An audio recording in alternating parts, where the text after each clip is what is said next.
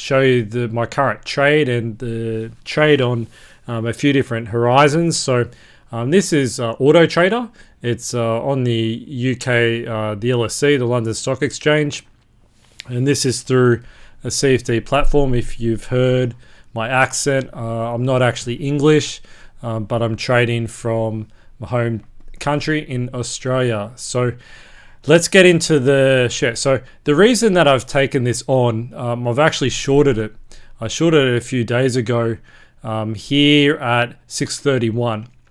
So the market was down on this day particularly, and it was actually the day before that had a lot of movement.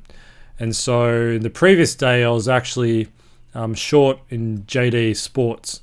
And the reason that I was short there was because it picked up on a range. So if I go to this chart, I could probably show you where JD Sports ended up to be. So this is on a daily as well. So I actually ended up shorting, I think around 979, which would be just around here. But you can see here, that's where I pretty much base my short. And the reason I did this, when I had a look, I could see there was resistance here. And this is actually not just like a yearly high, it's an all-time high. If you have a look at the chart, it's been very steady in growth since at least this chart goes back to 2016. I don't know what it was in further, but I wouldn't go back more than say a year or two in terms of assessing this resistance line, but this had peaked, so it was a gamble. It possibly could go up again. I've seen these break and it could fall, and it did fall here, which was on Monday. I don't like shorting. Generally speaking, I've been burned by shorting, and so I decided to take the short and close it off at around 955. I'll be honest, the short probably has potential even from here, if you held it longer, to go down to 900. But I didn't want to do that. So I took Autotrader. Now Autotrader, I noticed, looks to be in some sort of reversal, potentially an island reversal or decline. And this happens when there's a massive gap, movement to push the price higher. This was on a results day.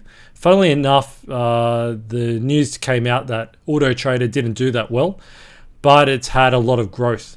The reason it didn't do well in the figures is that they had a lot of free advertising and free car posting on their website. This chart can possibly go up from here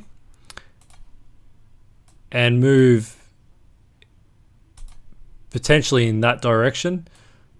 It could also do the other way and go in the opposite direction.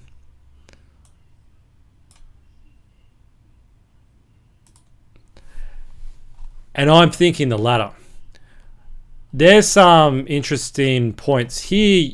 It's touching the 9 and 13 day moving average, which are good averages to do swing trading, and they're good averages as well for day trading. I found them pretty reliable. I also use the Bollinger Bands, and I find the Bollinger Bands are really good to frame price action. You have to just look and see what the trade is. So I'm guessing and I'm hoping that this will possibly downfall. It's had a gap up today. If it gaps up, I will try and wait it out and then possibly sell it somewhere near where my purchase price was. If it does fall, which I am thinking it will, then I will possibly sell it anywhere from 620 down to 600. Here, I'm just going to get rid of this line. It could also stumble and just at this line here, what I will call this resistance. And anywhere, I actually want to move that slightly up, but anywhere from about the 620 line here, or even just above in 626 to 627, it could have resistance there as well. I'll plan to make another video early next week. Today's Wednesday. We'll see what price action happens. All right, thanks guys for tuning in. Bye.